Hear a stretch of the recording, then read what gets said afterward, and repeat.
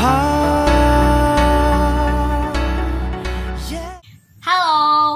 kembali lagi sama aku Adi Delvi Agatha dari kelas Hubungan Internasional A 2020. Oke, di video kali ini aku akan kembali melanjutkan curhat filsafat yang part 1 videoku minggu lalu, yaitu tentang apa itu overthinking sama mengapa manusia harus berpikir berlebihan.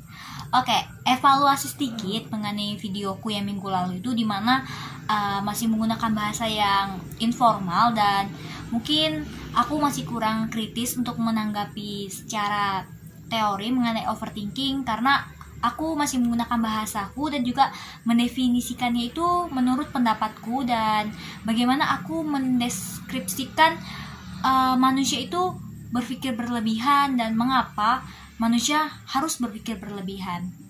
Oke, kembali ke pertanyaanku, yaitu apa itu overthinking.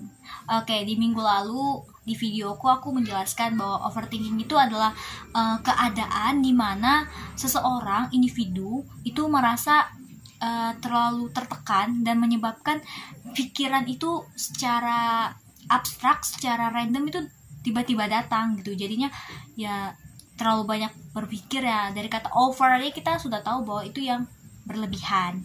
Oke, dari mengapa manusia berpikir berlebihan?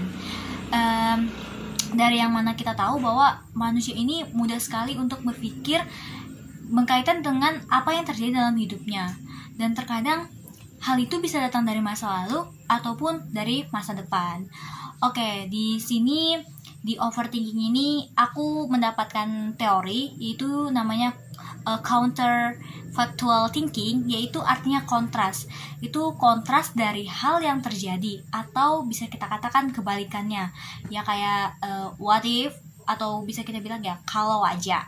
Nah, kalau aja ini bisa jadi kita definisikan kayak kita itu menganggap bahwa semisalnya atau aku seharusnya begitu loh.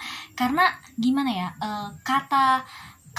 counterfactual thinking ini kita udah tahu kayak manusia itu dipengaruhi oleh dua aspek pemikiran, yaitu masa lalunya atau masa depannya.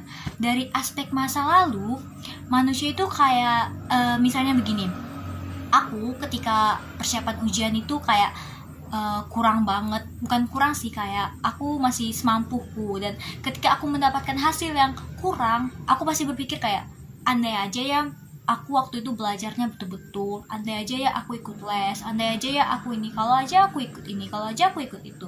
Nah, kalau yang dari masa depan itu tuh kayak ketika aku lagi mempersiapkan diri untuk menuju ke universitas yang aku inginkan, aku pasti pikir kayak, ih gimana ya, aku diterima nggak sih, ih aku nanti bisa masuk nggak ya SNPTN, aku bisa nggak ya SB. Nah, hal itu yang memicu bahwa overthinking itu dengan kontrasnya, kebalikan pemikiran manusia itu muncul. Nah, dari beberapa teori yang aku baca juga, di sini ada yang namanya itu filsafat Stoa. Filsafat Stoa ini berasal dari Yunani, dan filsafat Stoa ini memberikan pemahaman untuk memahami hidup, dimana kalau di Indonesia kan kita sebutnya dengan filosofi teras. Nah, filosofi teras ini sebenarnya muncul akibat dari filsuf yang merasa bahwa manusia ini terkadang sering tertekan sama keadaan hidupnya, dan hal itu terjadi akibat stres sama distraksi. Nah, dimana manusia itu terkadang merasa bahwa hidupnya ini kurang pantas aja di matanya karena permasalahan finansial ataupun permasalahan ekonomi atau permasalahan keluarga, sosial politik, maupun aspek dari hal-hal yang berkaitan di sekitarnya. Nah, lama-kelamaan manusia itu merasa bahwa dia nggak akan mungkin bisa melakukan hal itu. Akibatnya ya tertekannya pemikiran yang mengakibatkan bahwa manusia ini kadang tidak bisa mengandalkan dirinya sendiri, yang lebih kita pahami yaitu menyalahkan diri sendiri. Namun di sini dari filosofi teras bahwa tujuannya filosofi teras ini untuk menciptakan hidup yang lebih berarti dari dalam hidup yang penuh dengan distraksi. dimana distraksi ini menyebabkan manusia tidak bahagia dan dapat melukai otak, karena ya akibat banyaknya tekanan di kepala mengakibatkan bahwa manusia itu kayak terbebani, jadinya kayak terlalu tidak menikmati kehidupan, yang sebenarnya jalan hidup kita itu udah diatur sama Tuhan, dan kadang manusia pasti sering banget nyalahkan dirinya sendiri.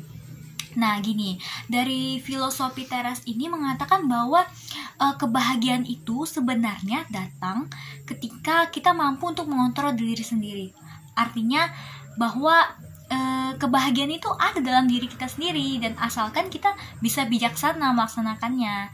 Dan dimana filsafat juga mengatakan bahwa hidup ini berdasarkan dari kebijakan manusia itu sendiri, karena dimana manusia mengontrol dirinya, dimana manusia mengatakan bahwa dia mampu melakukan hal itu, ya artinya manusia bisa melakukan hal itu. Tapi di masa pandemi atau di masa sekarang, manusia itu laut paut terpengaruh oleh media sosial, dimana dari media sosial ini manusia melihat hal-hal yang di luar dirinya, kayak misalnya orang itu model, orang itu bisa masak, orang itu bisa nyanyi, dan karena manusia itu nggak bisa, otomatis dia merasa bahwa dirinya itu nggak menghasilkan apa-apa, yang menjadikan beban pikiran dan membuat dia tidak bahagia.